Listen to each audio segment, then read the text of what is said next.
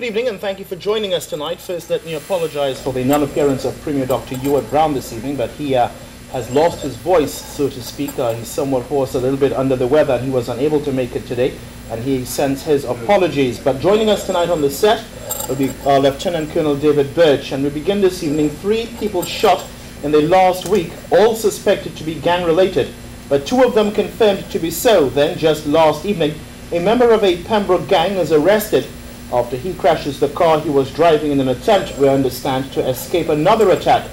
Police say they're not getting the cooperation of the community, and government is calling for Government House to give over full control of the police service. Tonight we look at the vexing issue of gang violence in Bermuda, with guests, as I mentioned, Lieutenant Colonel David Burch, Pastor Leroy Bean, who is yet to arrive, and Mr. Carlton Simmons of YOM. Gentlemen, let's talk. Colonel, starting with you, there has been this continued call from the government for Government House, to give over full control of the Bermuda Police Service. Why should we expect that would make a difference in dealing with crime in Bermuda? It's the same as somebody going and purchasing a car and then being told that, no, you can't drive it. Someone else has to drive it. The basic principle of he who pays the piper should call the tune. And I think it's important to explain what that means. I and no one in government have, with the exception of Mr. Parentchief, I believe, have been policemen. So we don't want to tell them how to police. What we want to be able to do is to have direct influence over how the country is policed. We've been calling for the enforcement of all the laws of the land. And we, the country, were told a year ago that if you give us this amount of money and these amount of resources, we will be able to do that.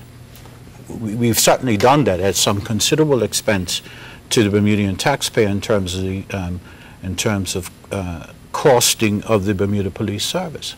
And so what you want is the same as I have control over the fire service and all the other departments within my ministry. I don't go down into those areas and do the job, but I do give them policy directives in terms of where it is that I want them to go. I want the police, who told us a couple of weeks ago that there are 300 criminals in the country. I want them to go get them.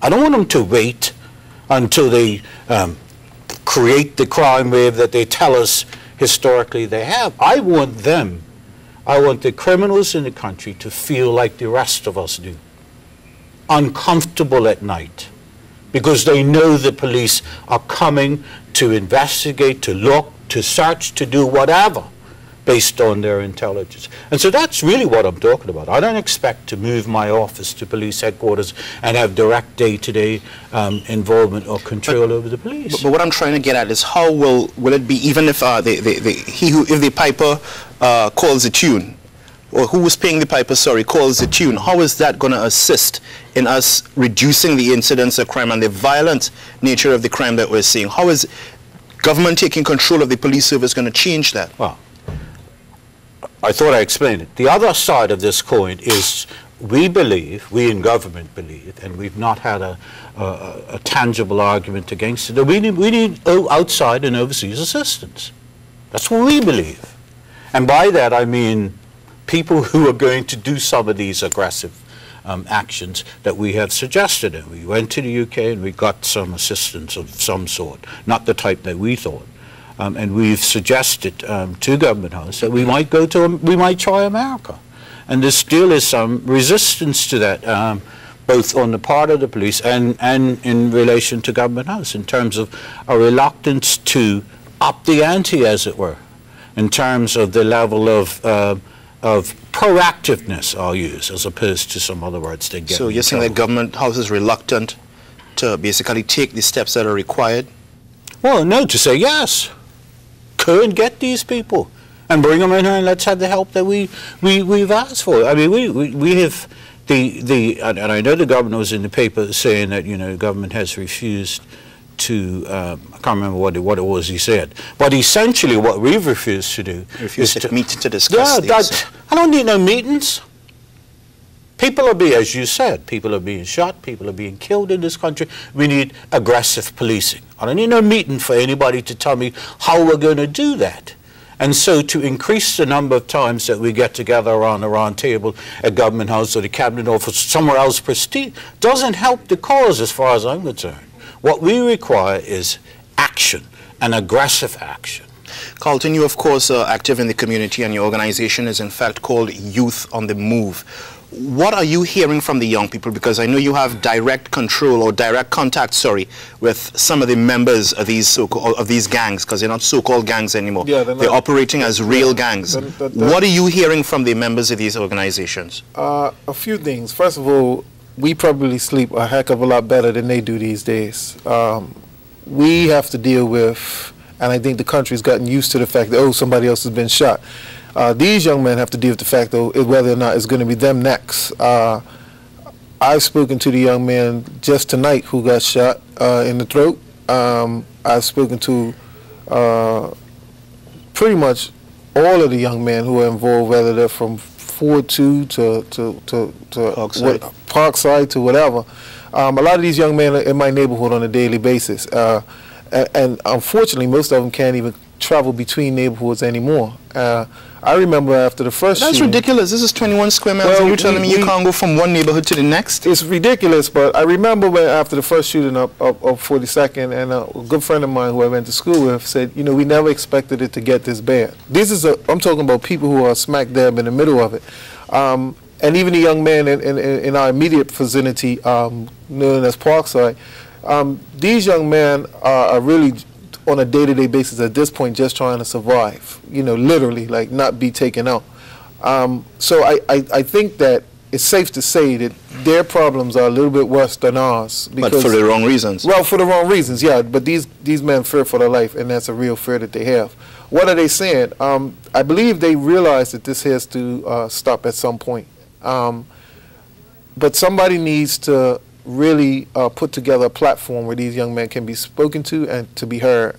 And I think that if the community, for once, treats them as someone we would like to embrace and say, you know what, how can we help you, how can we serve you, that might make all the difference. Whether or not government gets full control of the police force or not is really not their concern. I know that we were invited by the governor to come speak to him at some point, and that question was raised, like, you know, what is the deal with the governor having police control?